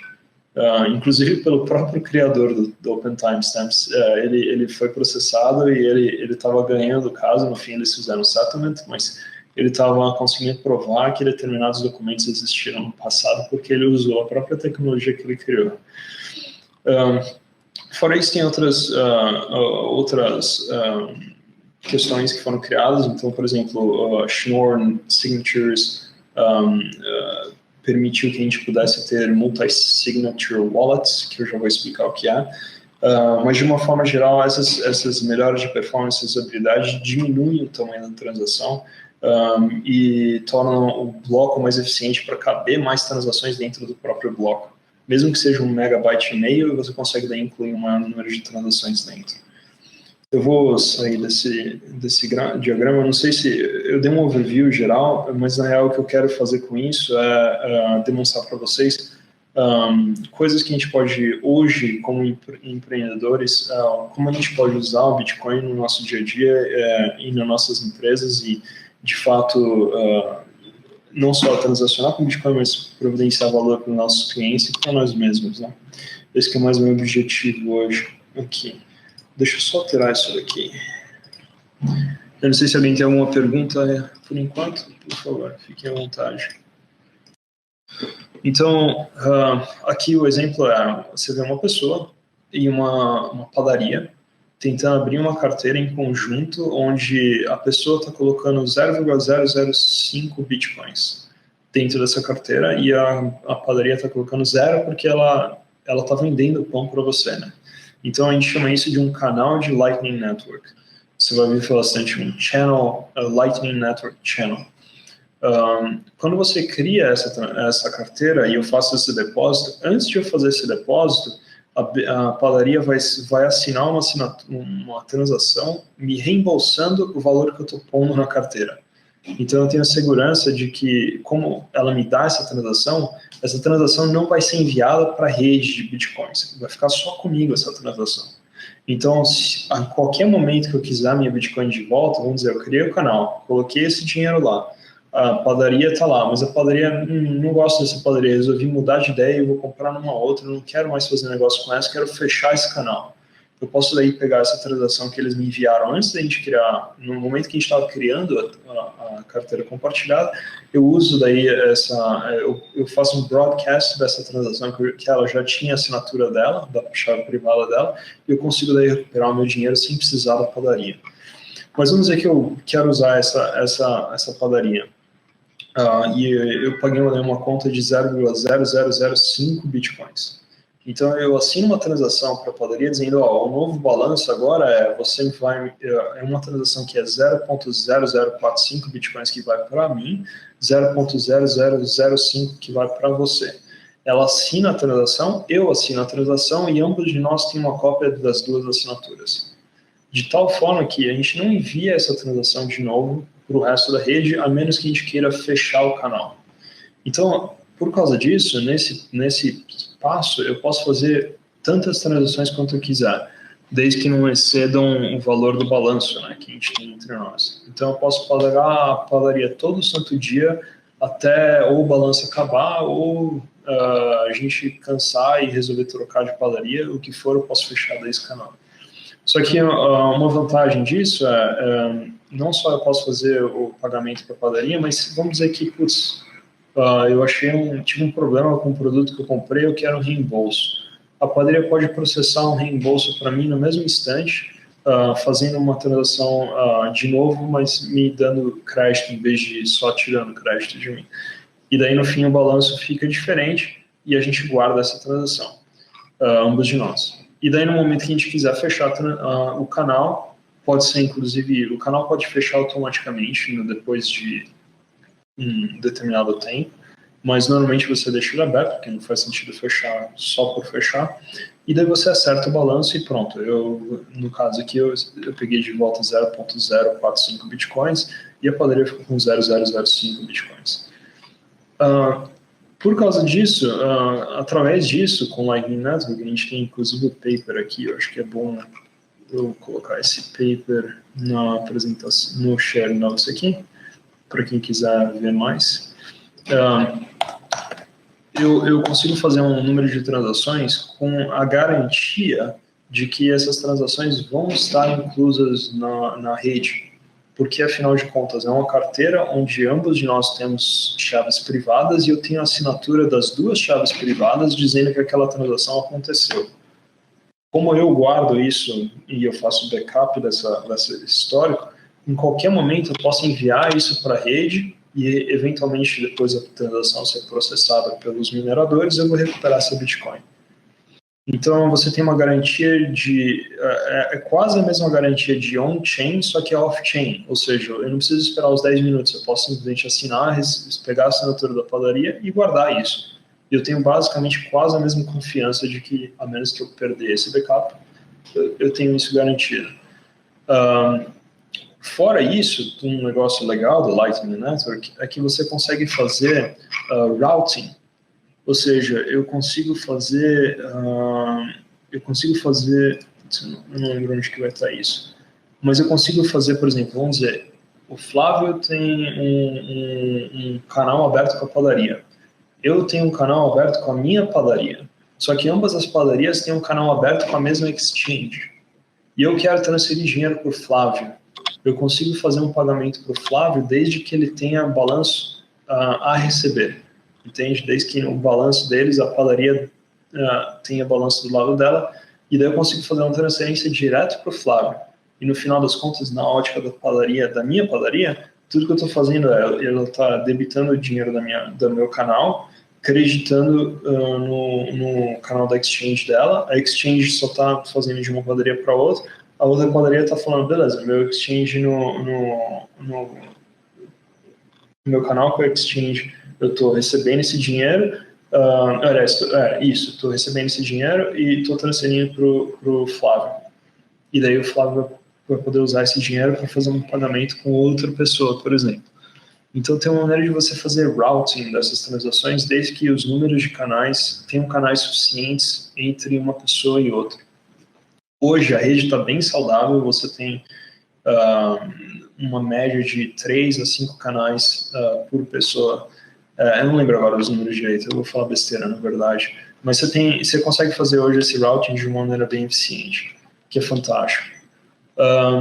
Por causa de multi-sig wallets e de Lightning Network, você consegue daí então escalar isso para a rede para o número de transações que você precisar. E desde que você tenha sempre os canais abertos e funding nos canais o suficiente, você consegue manter a rede praticamente sem precisar fazer muitas transações on-chain, que era a preocupação do LACE.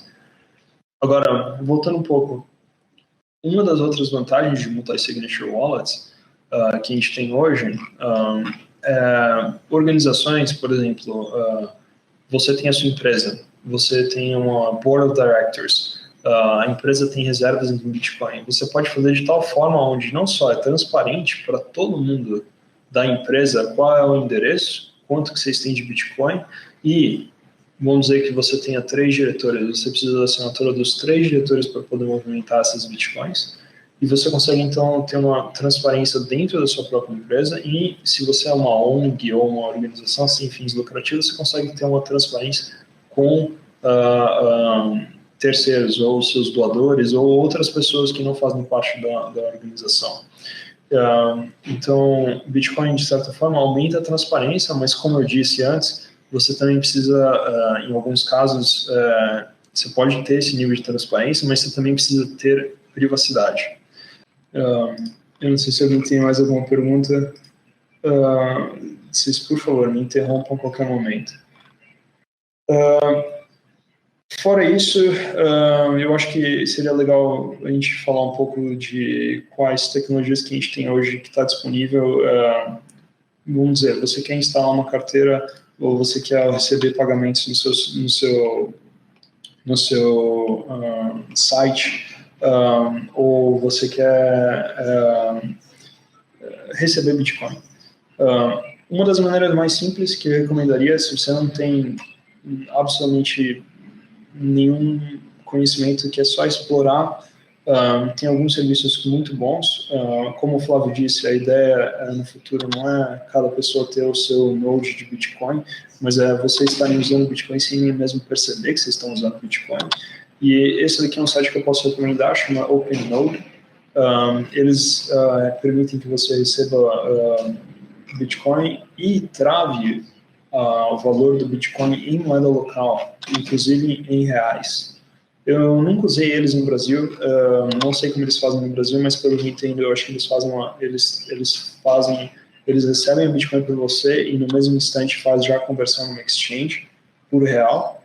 Então a gente trava o valor que você tem em real. O custo hoje é 1% por transação, que eu acho que é um custo alto, mas se você não tem nenhum conhecimento que é simplesmente começar de uma maneira fácil, isso existe. Se você quer começar a fazer uma coisa por si próprio, de fato, tem uma história engraçada. Existia uma empresa chamada BitPay. Essa empresa, ela, em 2016, 2017, estava tendo muita discussão sobre como crescer a rede de Bitcoin. Se você aumenta o número de blocos ou se você faz um Lightning Network. E essa empresa,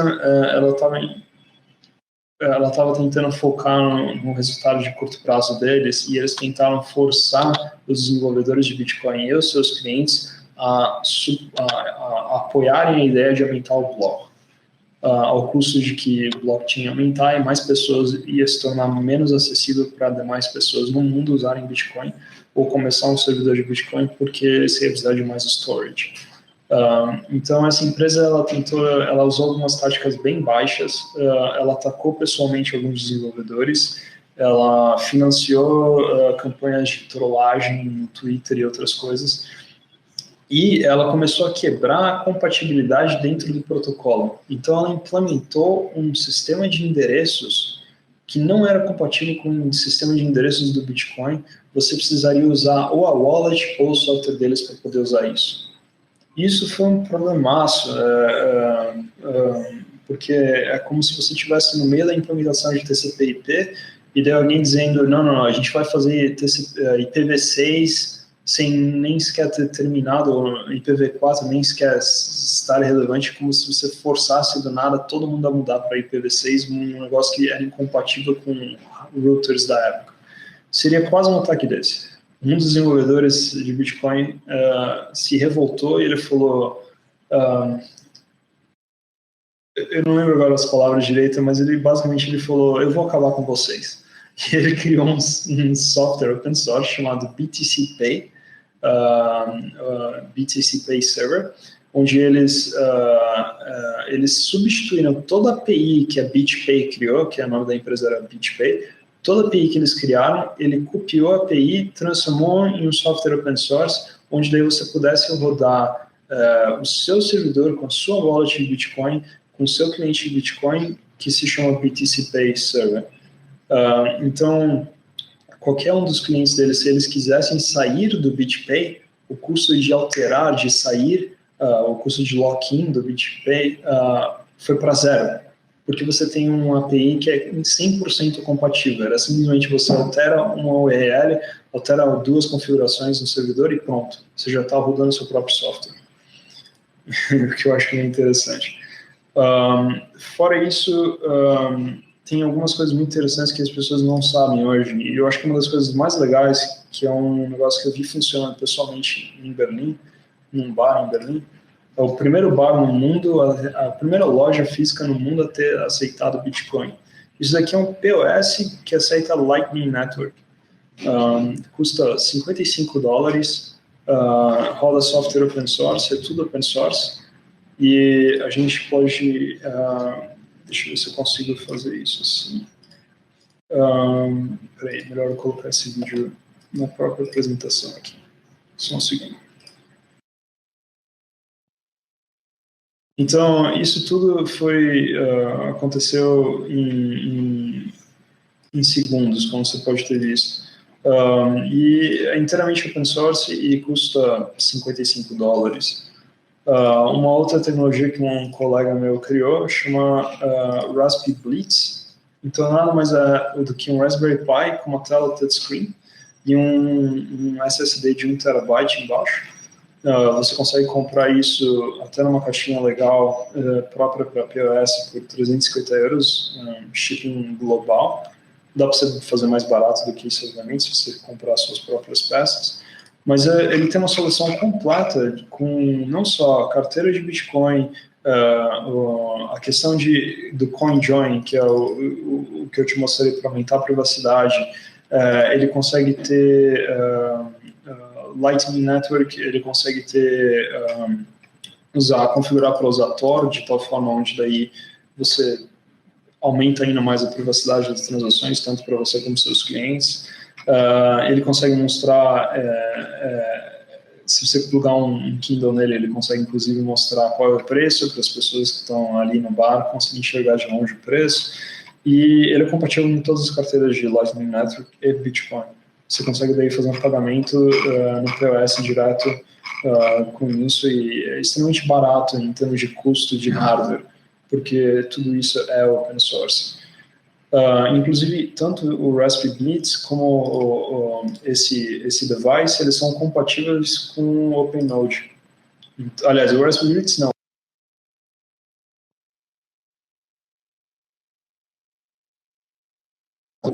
Negocinho com o OpenNode e fazer direto a tradução assim. A última coisa que eu queria falar são as últimas 3 coisas.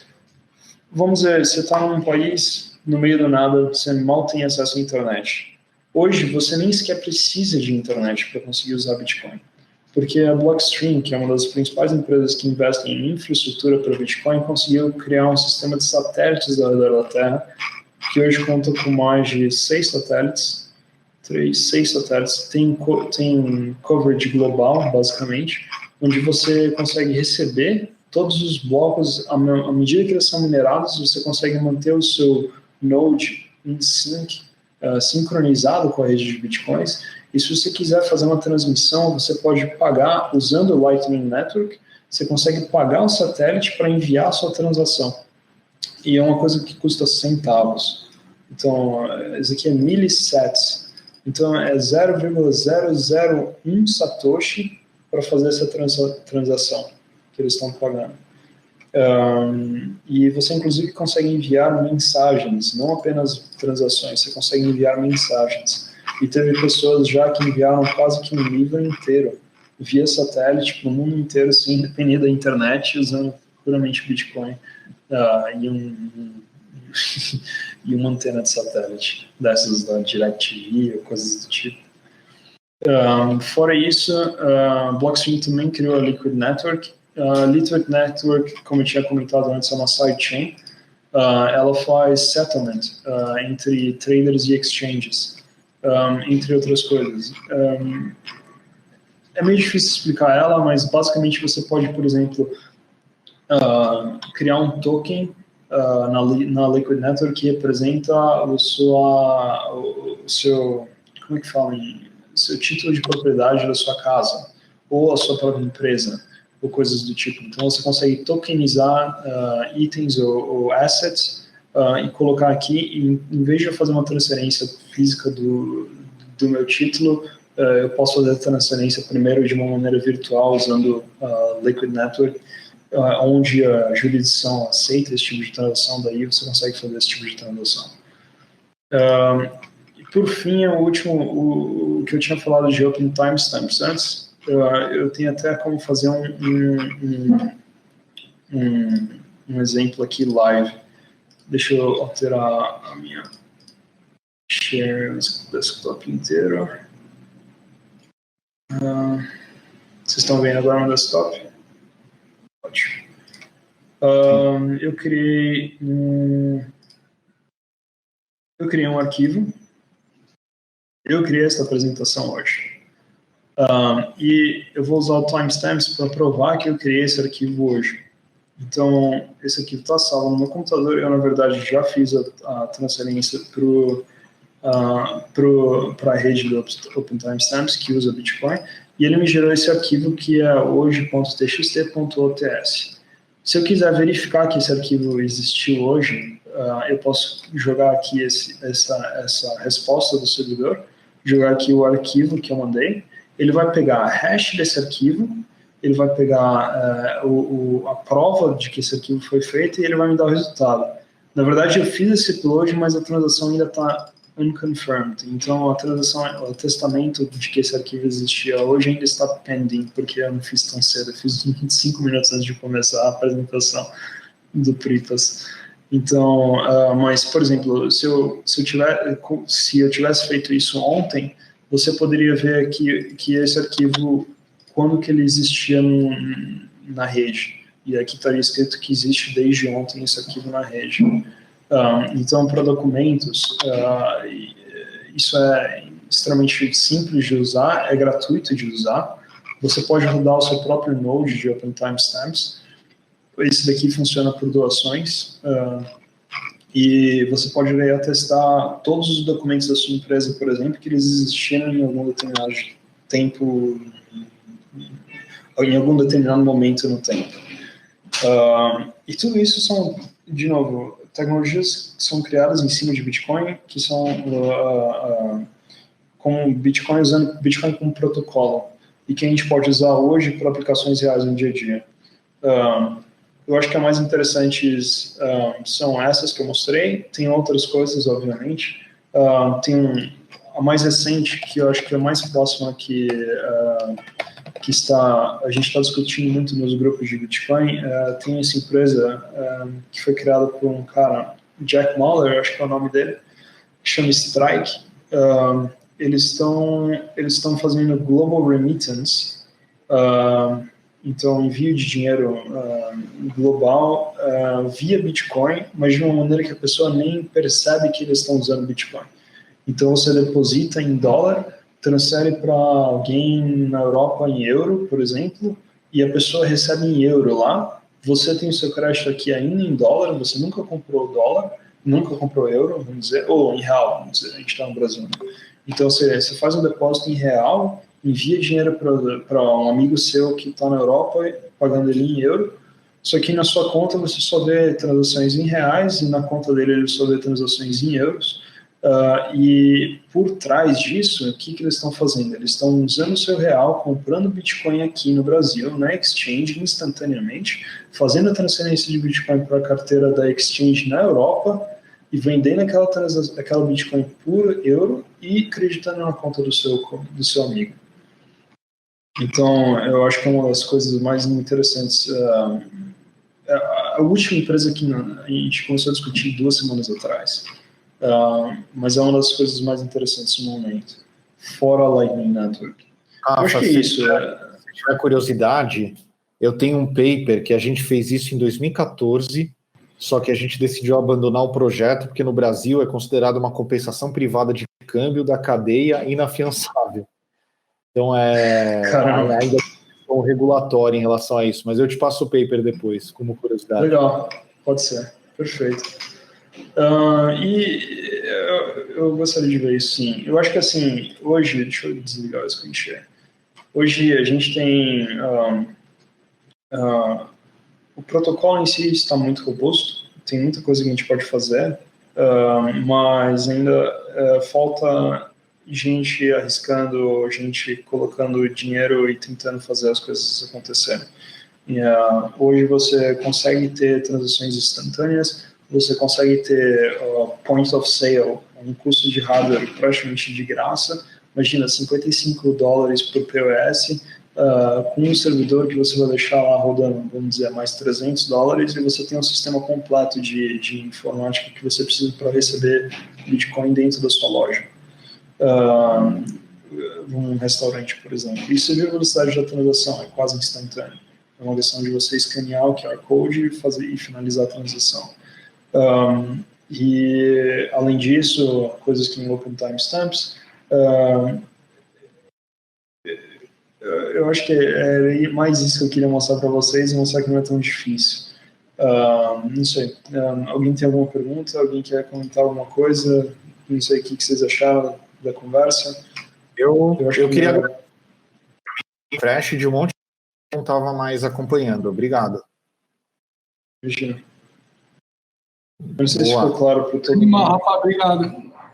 Foi muito legal, Rafa. E Flávio, também foi muito legal.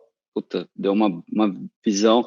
Eu tenho um monte de dúvida específica, mas depois eu te mando, Rafa, porque senão vai ficar um negócio muito, muito específico e focado, mas coisas minhas dúvidas mesmo, minha. Mas quero muito saber das estatísticas lá das Lightning Networks, que tem, tipo, depois a gente pode bater um papo sobre isso. Não, tranquilo. Eu acho que é uma coisa que eu esqueci de dar uma adendo na época, na hora que eu falei, Lightning Network tem 2 tipos de canais. Os canais podem ser tanto públicos como privados. Então, você não necessariamente consegue identificar que um canal é privado. Existe, porque ele pode ser configurado como um canal privado. Então, e por uma questão de privacidade, muita gente resolve abrir canais privados. Só que mesmo se você ignorar os canais privados, o Lightning Network tem um crescimento considerável em canais públicos. E a quantidade de transação estimada de canais privados é considerável, dado o número de downloads dos clientes e outras coisas. Então, não é uma coisa que está em constante expansão, cresceu muito no ano passado. Se você olhar Liquid, que é uma sidechain total, eles cresceram, isso aqui é o crescimento deles, eles começaram, imaginem, em 2018 eles tinham 1 Bitcoin, 25 Bitcoins no final de 2018 em circulação dentro dessa sidechain. Hoje você tem mais de quase 3 mil Bitcoins travados nesse sistema. Mês passado era 2.600, cresceu em 157. Então, as coisas estão em crescimento, Lightning Network está em crescimento, tudo indica, tudo está...